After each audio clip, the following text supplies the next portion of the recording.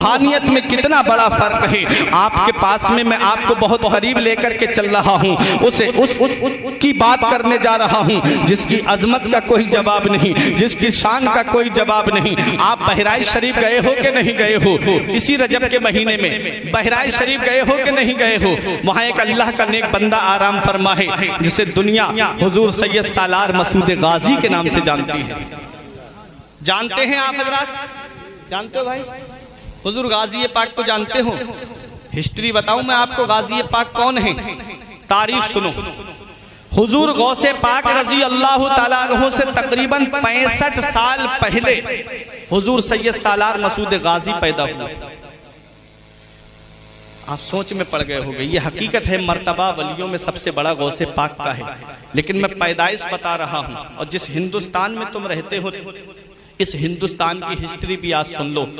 65 साल पहले गौसे पाक रजी अल्लाह ताला अन्हु की जो तारीख पैदाइश है वो 470 हिजरी है, और हुजूर सैयद सालार मसूद गाजी की जो तारीख पैदाइश है वो 405 हिजरी है। अब कैलकुलेट कर लेना, जोड़ लेना। तकरीबन 65 साल पहले हुजूर गौसे आजम से सैयद सालार मसूद गाजी पहले पैदा हुए।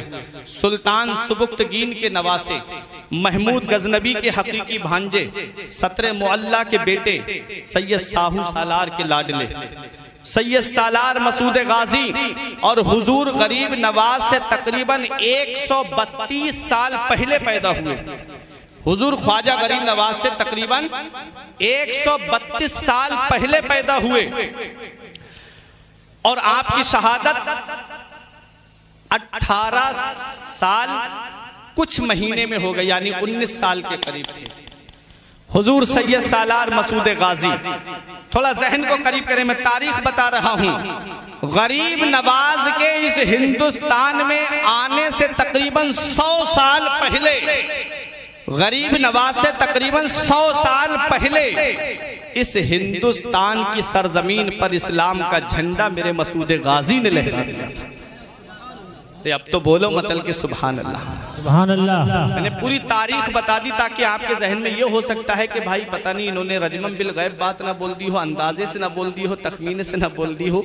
सुनो, 132 साल पहले पैदा हुए गरीब नवाज से, गौसे आजम से 65 साल पहले पैदा हुए।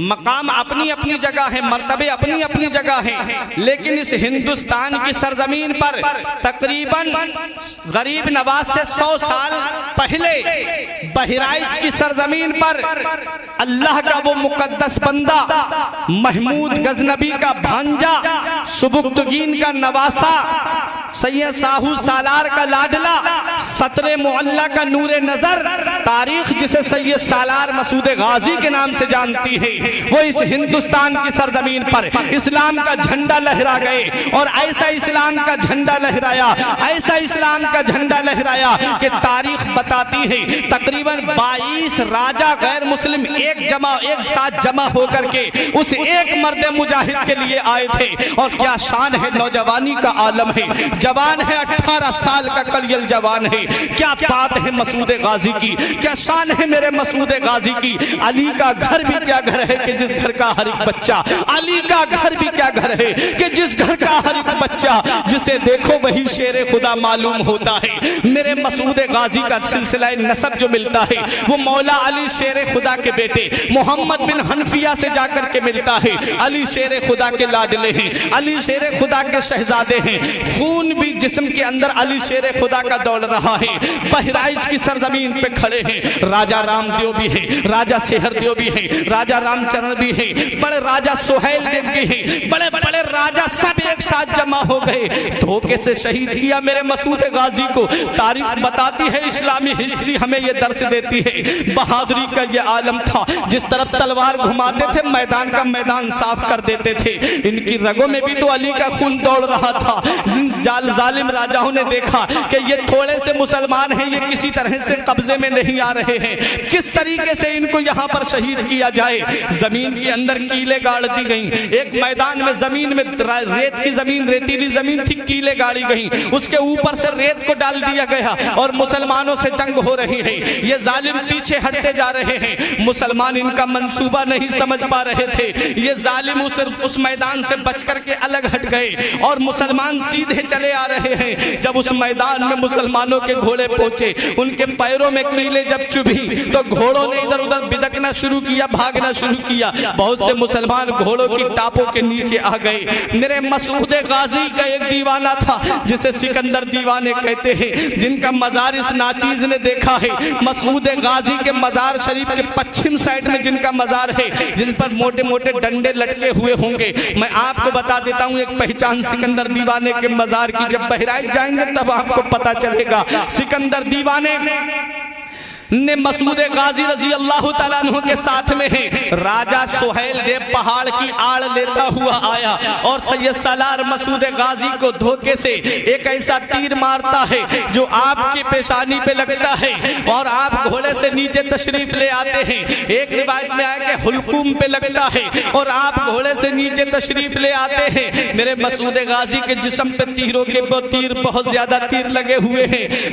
आपके दीवाने सिकंदर दीवाने ने अपने हाथों पे ले लिया मेरे मसूद गाजी को। आंखों से आंसू निकल रहे हैं सिकंदर दीवाने के। कहा कि हुजूर, आपने हिंदुस्तान में इस्लाम का झंडा लहराया, आपने हिंदुस्तान में इस्लाम का परचम लहराया, आपने हिंदुस्तान में इस्लाम का परचम बुलंद किया है। आपके बाद अब इस्लाम का परचम कौन बुलंद करेगा? आपके बाद अब इस्लाम का झंडा कौन लहराएगा? आपके बाद में इस परचम इस्लाम को कौन बुलंद करेगा? मसूद गाजी ने आंखें खोली, देखा कि सिकंदर दीवाना रो रहा है। आपने फरमाया, मत रो मेरे दीवाने, मत रो। इन्ना दीना इंदल्लाहिल इस्लाम, बेशक अल्लाह का पसंदीदा दीन सिर्फ इस्लाम है।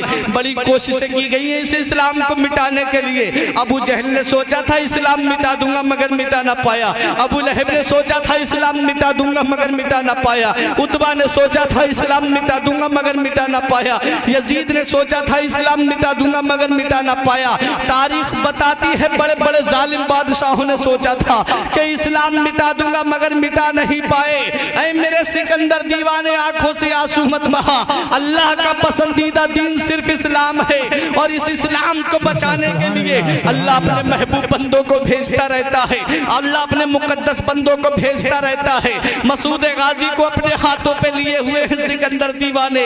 आंखें बंद होने वाली हैं। असर और मगरिब के बीच का वक्त है। सैयद सालार मसूद गाजी सूरज कुंड के नीचे बैठे अपने सिकंदर दीवाने की गोद में है, आराम फरमाते हैं। फरमा रहे हैं, मुझे बड़ी सुकून की नींद आ रही है। सिकंदर दीवाने अपनी आंखों से आंसू पोंछते हुए कहते हैं, हुजूर, आपके बाद अब इस्लाम का परचम कौन बुलंद करेगा? फरमाया, मत घबरा, अल्लाह अपने इस्लाम की हिफाजत के लिए अपने मुकद्दस बंदों को भेजता रहता है। तारीख बताती है सैयद सालार मसूद गाजी की शहादत हो जाती है। सिकंदर दीवाने ने भी जामे शहादत नोश किया। उसके बाद तारीख बताती है कि सैयद सालार मसूद गाजी की शहादत के बाद में अंधेरी छा जाती है।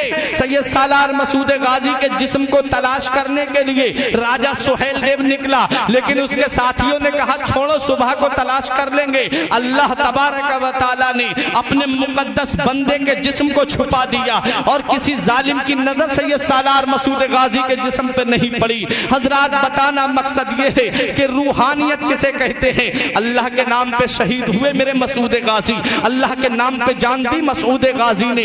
मकाम क्या मिला मेरे मसूद गाजी को?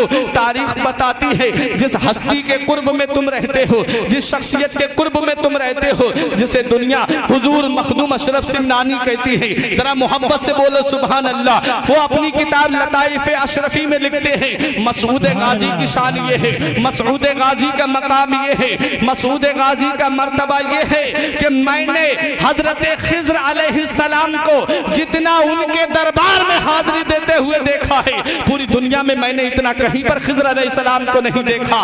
खुद मखदूम अशरफ सिमनानी फरमाते हैं, अल्लाह का वली फरमाता है, अल्लाह का मुकद्दस बंदा फरमाता है, वो मखदूम अशरफ सिमनानी फरमाते हैं कि जिनका ये फरमान है कि अल्लाह तबारक व तआला ने 12 आज तक पूरे निजाम आलम की चाबियां अल्लाह ने मेरे हाथों में अता फरमा दी थी। वो मेरे मखदूम अशरफ सिमनानी फरमाते हैं कि मसूद गाजी के दयार में मैंने हजरत खिज़्र अलैहिस्सलाम को एक दिन में 70 मरतबा हाजिरी देते हुए देखा था। 70 मरतबा खिज़्र अलैहिस्सलाम के दयार में हाजिरी देते हुए देखा, कभी बच्चे की सूरत में, कभी जवान की सूरत में, कभी बूढ़े की सूरत में। फरमाते हैं मखदूम अशरफ सिमनानी कि जो भी मसूद गाजी के दयार में हाजिरी दे, जो भी सैयद सालार मसूद गाजी के रोजे पे हाजिरी देने जाए, उसे चाहिए कि वो आधा घंटा वहां जरूर ठहरे, क्योंकि हर आधे घंटे के बाद वहां खिज़्र अलैहिस्सलाम की हाजिरी होती है।